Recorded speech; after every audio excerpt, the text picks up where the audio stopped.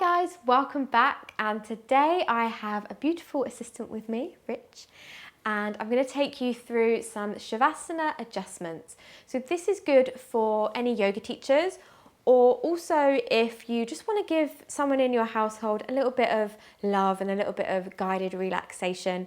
And for the purposes of this video, I'm just going to use like sofa cushions and a blanket because you might not have a bolster or blocks and things readily available in your household. So hopefully this is going to be relatable. Coming on to the back, the first thing that I would do to maybe support someone here would be to check in with the back of their knees. So if you see here, there's usually like a gap underneath the knees and the mat, so it's really nice to support someone there. So what I'm going to do is pop a sofa cushion underneath each knee, and as you do that, that's going to help support their lower back. How does that feel in the lower back? Do they need to be higher, or are they okay? No, it's nice. Cool. So sometimes it's the back of the knee, sometimes it's the back of the thigh. What I would do next is maybe just place a blanket or something like with a nice texture underneath the head. This won't be for everyone. If this like cranks someone's neck, they can just tell you to not do that.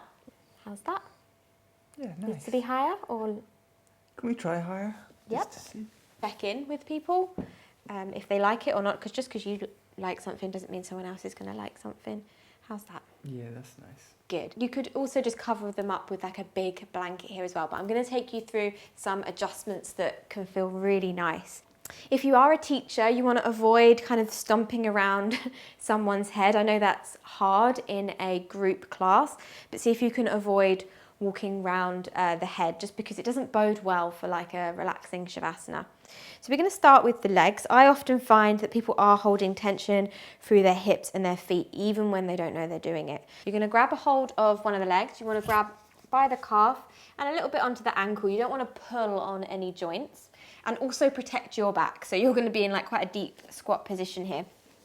So you're going to grab a hold of the leg, lift it on up, and then kind of like gently tease it out of the socket. So you see Richie's body is like fully moving. You're just going to give it a little shake just to let him know that he can relax here. And we're going to circle 3 times in an outward direction.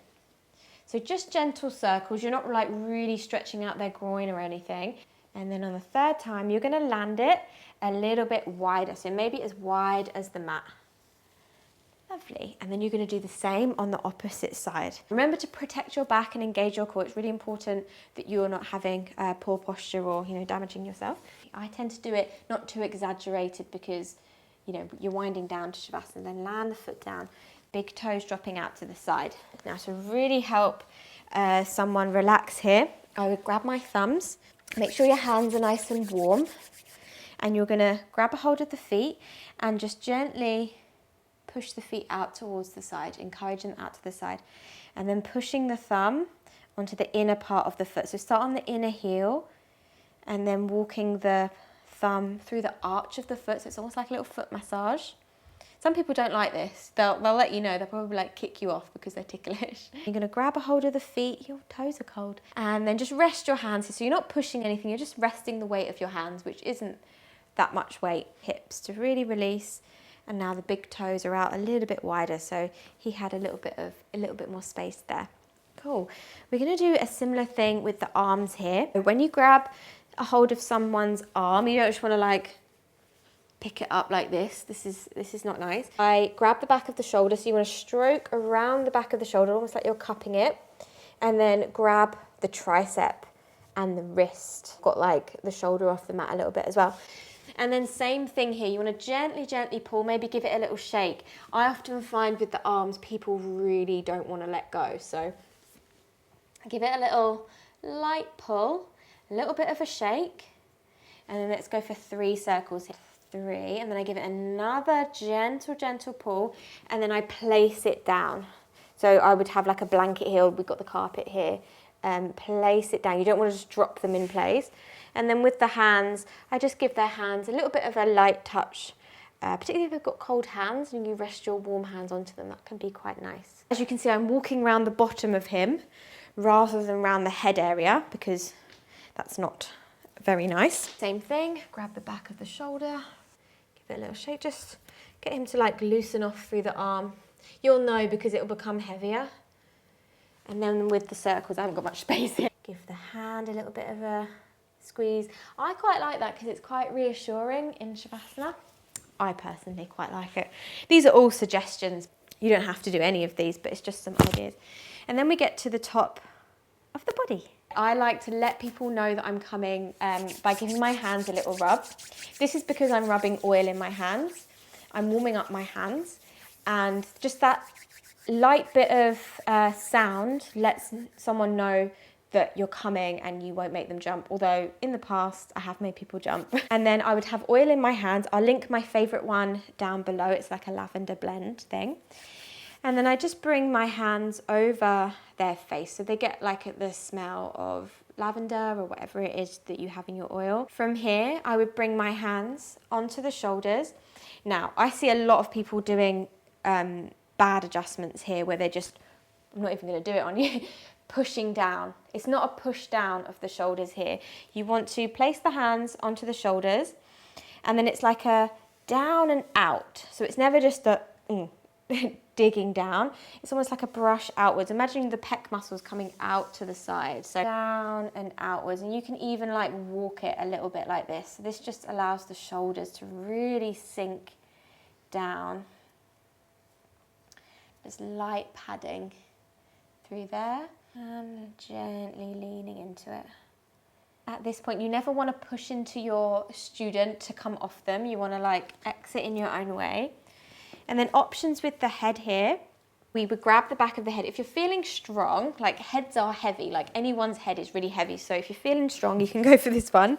We have a particularly large client head here. You're going to grab the back of their head, like where the neck meets the skull, and you're going to cradle the back of the head in your hand. So relax the head. You can even give it a little bit of a nod to just reassure them that you've got the head. And then you can slightly pull the head away from the spine, and then turning the head to the side. Again, I find this another one that clients don't really like to let me do this.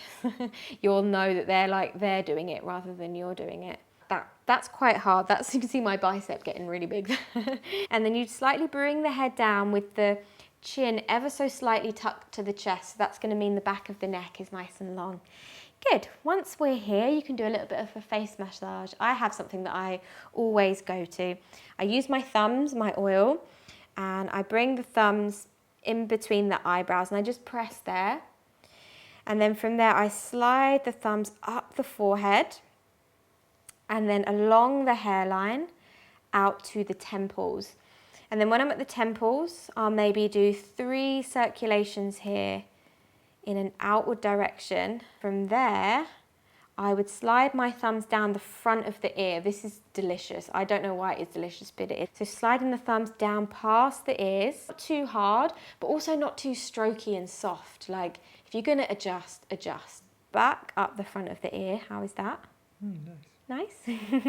And then I come back to the in between the eyebrows, maybe do a couple more strokes along here, release tension through the face. And then on the final one, I'd slide my thumbs all the way up to the crown of the head. So my thumbs are on the crown of the head, and I do a couple of circles here. How does that feel? Yeah, that's good. And then to let them know that I am done and I am finished and they can settle into their Shavasana, I would bring my index finger in between the eyebrows, and then I would walk away, and that would be the end. But this is a really nice place to put someone if they're feeling stressed. You can maybe offer them some of these adjustments just to like chill them out, maybe put on a guided Shavasana after that. How do you feel? Oh, I don't want to move. It's so good, especially the arms and legs. Yeah. But, oh, it's great. Yeah, that's really luxurious. That's more for if you have private clients, I think. I really hope you found this helpful. If you did, give it a little thumbs up. Let me know in the comments below if you have any more adjustments that you want to see or that you can offer your friends and family at home. I hope you've had a wonderful day wherever you are, and I'll see you on the next one. Bye.